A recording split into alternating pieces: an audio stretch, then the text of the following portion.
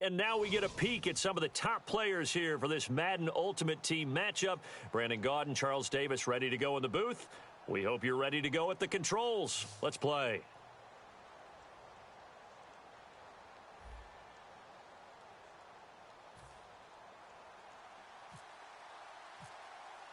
Justin Tucker set to boom this one away. And off we go from Seattle. That'll be taken in the end zone. And he'll wind up about 4 yards shy of where he would have been if he had taken a knee, as he'll start at the 21-yard line.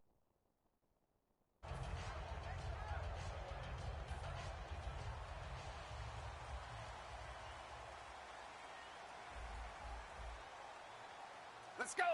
180! On 1st and 10, Romo. He gets it into the hands of Larry Fitzgerald. And he's brought down after a good gain.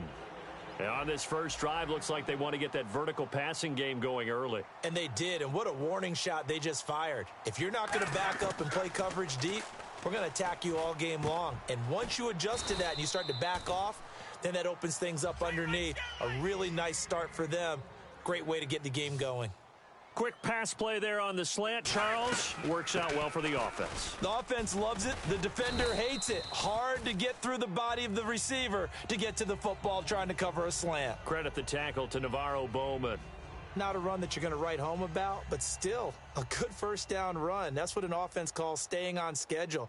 3 to 4 yards on first down, you're set up very well for the rest of the drive. They run it again with Williams. And this carry not as productive. He's swallowed up at the line of scrimmage. Lawrence Timmons, the linebacker, there to get him down. The first down line at the 34 here on 3rd down. Throwing on 3rd down, Romo surveying the field. Try to get it to Williams, but it's intercepted. Picked off by Harrison Smith. And he's able to get it back to right around the 27. Certainly not how they envisioned ending their opening drive here in the first quarter. Too many ones in this play. First quarter, first drive, first interception thrown. And that last one, that hurts. They come out with 1 back and 3 tight ends. And he'll push his way forward to about the 32. He'll get a nice chunk there on the first down run, and it's 2nd and 4. See if they stay on the ground for 2nd down. First play of the drive, let's give credit all around. Excellent blocking, but the guy carrying the ball, he was the finisher. A really nice run. Again, it's McCoy. And this time he's not going anywhere. They'll get him down right at the line of scrimmage. They'll lose a yard, and it brings up 3rd. And the offense there, the O-line, everybody really on offense, they were just manhandled at the point of attack. Yeah, you could pretty much call them all out, couldn't you? Almost by name, right? That was a very tough sequence for the offensive line. But how about that defensive front creating a new line of scrimmage and creating a lost yardage possibility? And he'll be taken down, but not before he gets into enemy territory.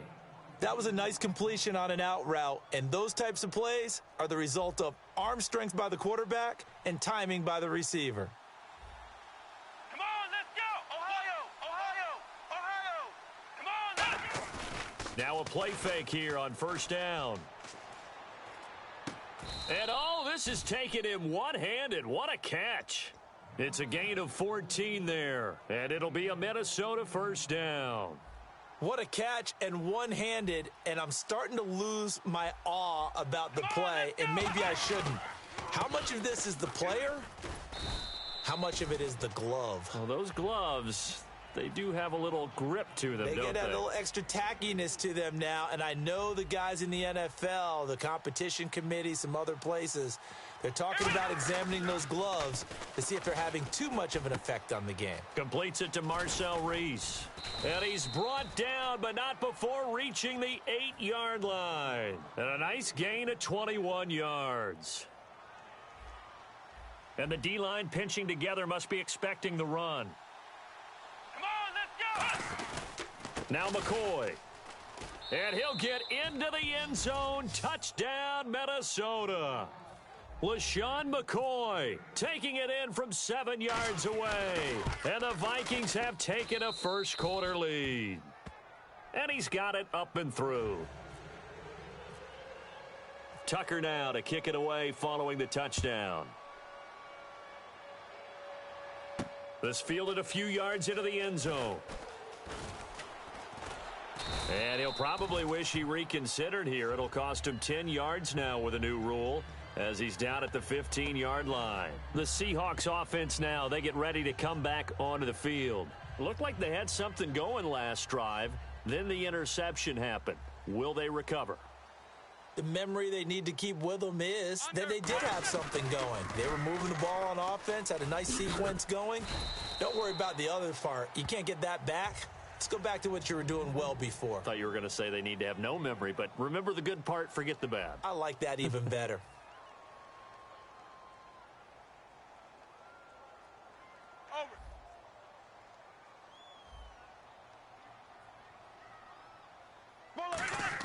To throw on second down is Romo. Rush coming, and he's taken down. A well-designed corner blitz that gets him for a loss of 8 yards. The game plan for any defense is finding ways to make a quarterback uncomfortable in the pocket. When you bring pressure from all angles, you never know who's going to get home. In this case, the left cornerback, right in the face of him, puts him down. It's caught by Quincy Enunwa. And he gets this one up just shy of the 35 to the 34. Quarterbacks love slant routes because the receivers are breaking right into their line of vision, and receivers love them as well because they're getting the ball on the move and able to catch it and try and get upfield and gain additional yardage. And he's taken down, but not before he gets this into enemy territory across the 40. So after that big gain, let's see what else the offense has up its sleeve. Simple slant route and part of a really nice hard throw by the quarterback. Nice timing between the quarterback and the receiver. They were perfectly in sync, and he put it right on him on the inside route. That is incomplete. Larry Fitzgerald was the intended target, and it's second down. Second down following the incompletion. They come out 5 wide, 3 of them to the right side. Now Romo, and he's got him over the middle, Fedorowicz. And they'll get 9 there as that sets them up better for third down. When you execute a drag or a crossing route really well and give them a chance to let it develop a little bit, you can gain some significant yardage hitting your tight end on that one.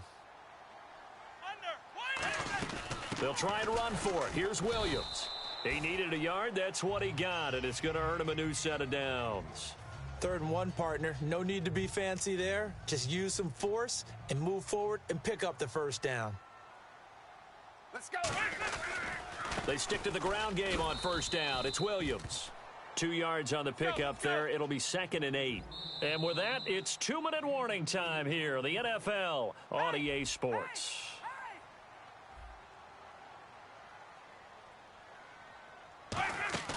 Off play action. Romo. His throw caught at about the 5. A good pickup there, a 22. And when you're playing a quarterback with some experience and some moxie, you enter the danger zone when you decide to blitz him, because if he's able to diagnose as he did on that play, he can hurt you downfield. He reads defenses so well, doesn't he? He really does, and the best part about that play for him, I don't think that was his primary target. I don't think so either. I think he had the read, figured out where the blitz was coming from, and went to a secondary target for a really nice gain. They'll run it with Williams. And they'll lose a yard.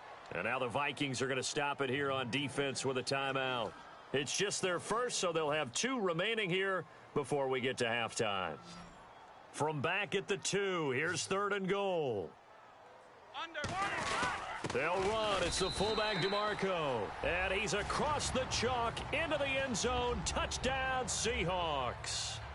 Patrick DeMarco taking it in from 2 yards out. And the Seahawks just an extra point away from tying this thing up. So we're right back where we started. All even as the kick's away. And no return on this one as the fair catch is signaled for and taken. And now out comes Minnesota. And they'll just simply be looking to build off the confidence of the last time out where they scored a touchdown. Then confidence is powerful, isn't it? When you scored once, you feel like you can go back out there and get it done again. Doesn't matter what the defense throws at them. They feel like they're in a groove right now, and they want to get out there and show it. Yeah, hoping to stay in that groove here this go-around. Well, the strategy was evident there. Get it to your tight end and make it a one-on-one play with a cornerback. who's usually going to win that one? The tight end, but not there. Not in this situation. How about the corner defeating that logic and making a really nice tackle?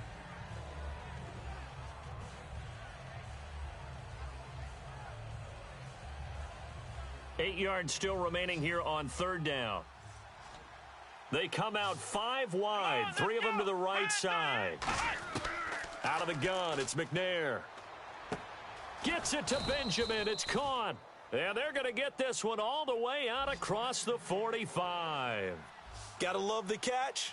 I think you gotta love the gloves as well. Yeah, these one-handed catches, that was great. And they're fun. They're becoming a little more ho-hum, aren't they? Yeah. Now, whistles come in. We're going to get a timeout here by the offense. So that means they're down to 1 remaining here as we head toward halftime. Ohio! Here we go! On second down, McNair. Going right side here, and that's complete. And he is out of bounds, just a yard or two shy of the 30. It's a pickup of 16 there, and it'll lead to a new set of downs. It's a nice completion, a little bit of run after catch as well to create the yardage that they got. But it is so tough to cover that route, the drag route, because they run it at varying speeds. Because the key is to create hesitancy on the defender's part. Always so empathetic for those DBs, aren't you? He was looking for Ty Montgomery that time, and that'll bring up second down. Here we go! From the gun, here's McNair, and he comes back with one complete. Now hold everything here. We're going to get a timeout by the offense. And with halftime on the horizon, they'll be out of timeouts from here forward. Looking to jam the receivers at the line here. Press coverage look defensively. Looking for Benjamin. There he goes left side. Picked off by the all-pro corner, Josh Norman. And he will take this one home. It's a touchdown. Now that was a beautiful play. A pick six. How would you punctuate something like that, partner? What do you mean, with an exclamation mark? Exclamation mark, a big word. What would you do with that? Ampersand? I like it. So they throw the pick six. They'll get another shot at it now as this one's in the air. And a fair catch signaled for and taken successfully. The Vikings offense now heading out to take over. And with time quickly fading here in the second quarter, not sure how aggressively, offensively they want to play this. I think we'll find out just how much they trust their guys in this. Pressure comes. He's taken down by the Seahawk defense. Damon Harrison in there to drop him, and it'll be a loss of about 8. And now the Seahawks are going to take a timeout here on defense. It's just their first, so they'll have 2 remaining here before we get to halftime. McNair, he's got time in the pocket. Now the pressure comes, and he goes down. Just inside the 10, back at the 9. So 2 quarters down, 2 remain. Charles and I return after the break. Both teams appear ready for the fight ahead, and we resume action here in quarter number 3. That'll be taken in the end zone. And he'll probably wish he reconsidered here. It'll cost him 10 yards now with a new rule as he's down at the 15-yard line. Out come the Vikings. They'll have it first on offense as we begin the third. They're close game, but they're going to need to do a little bit better probably here in half 2, no? I would agree with that totally. I would guess it in the locker room. They talked about cleaning up some of the errors, but overall, I think they wanted to be positive with them. Guys, we're right there. Just not playing as well as we need to. Let's pick it up, and we still have a chance to win this game. Yeah, they do. We'll see if they can pick it up. McNair to throw. Flushed out right. Now he's going to send this one deep right side. He's got a man. Complete. That one goes for 36 yards. Yeah, he's got their only touchdown. This offense struggling. They target him again. Everyone is looking for the hot hand, and sometimes you just don't have it. Maybe it's just lukewarm. But you go to that guy and try and turn it hot. Try and get things going. Find a way to get everything kick-started. As you noted, he has their only touchdown, so he's had the most success in the game thus far. And once again, leverage wins. The offensive line, lower than the defensive front. They moved them and found some good space for the guy carrying the ball. And he'll go down shy of the 40 at the 41. So the offense has it 1st and 10. Tough day, Tough sledding right there, and it's been that way the entire game. Not a whole lot of room to ramble for him. Yeah, you're right. It's been that way all afternoon. Didn't get a whole lot better there. And he just gets rid of it. Throws it away. A wise move there. Looked like nobody open. Now second down. Ohio! Play action. It's McNair. He's going to look deep down the field. And both guys were there, but it falls incomplete. And when all else fails as a defender, when you're not there in the coverage, your best friend is exactly what we saw there. A big play shot taken by the offense. Unfortunately, it ended in a big drop. He's got time. Into a double team, and it's intercepted. Picked off by Denzel Perryman. And a big turnover there as his guys will get the football back. Now we'll see what this Seahawks offense has in store with their first possession of the second half. And that last drive, a long drive, but not just that. They had a great air attack going. Do they stick with that? I would think that they would, because if they were confident enough to do it on the last drive, starting backed up in their own territory, why would you change anything? They've got to be confident about what they're presenting and continue to do so. Yeah, because the secondary, they really looked clueless. And that was amazing because that drive went and went, no adjustments, and no big plays by the defense to knock the ball away. That throw good for 4. It's second down.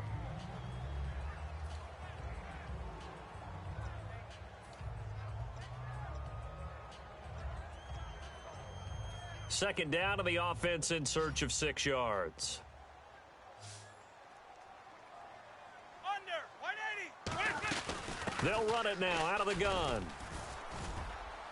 And here he'll be brought down a little shy of the 35 at the 36. It's a 7-yard gain there, and it's good enough to move the chains. So they pick up the first down after the run, and now they approach for the fresh set.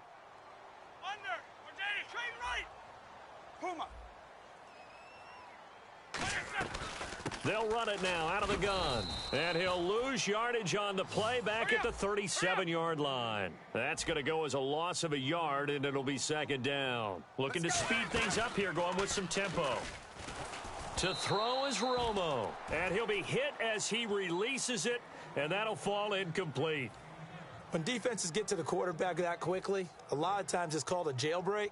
It wasn't quite that fast, but fast enough that he had no time to look downfield and set himself to throw the ball. And as he tried to do that, he was hit and it forced an incompletion. Here's Romo. And incomplete. The contact made the ball roam free and brings up fourth down. I know tight ends love this route because a lot of times they'll fake a block first and get a little bit of space and then come across the middle, because in their mind, they're thinking catch the ball and then drop the hammer on the little guys in the secondary. Unable to drop the hammer, he just dropped the pass. So put another 3 on the board, and all things considered, a good opening drive here to begin the third quarter. It sure was. I think as a head coach, you're happy to come out and put a little drive together, take the 3 points, and build on your lead. And now out comes Minnesota. And in enemy territory last time through the interception. We'll see what they do on this drive. Can't wait to see how it alters what they decide to do in play calling. Do they continue to throw the ball? Do they want to lean more on the running game? It'll be an interesting sequence of plays that they've got coming up. Does it often affect the play calling with the interception? How much does that change what you do? I think it does. And no escaping this time as he'll go down. They got him for a sack. Calais Campbell in there to bring him down for a loss of 7.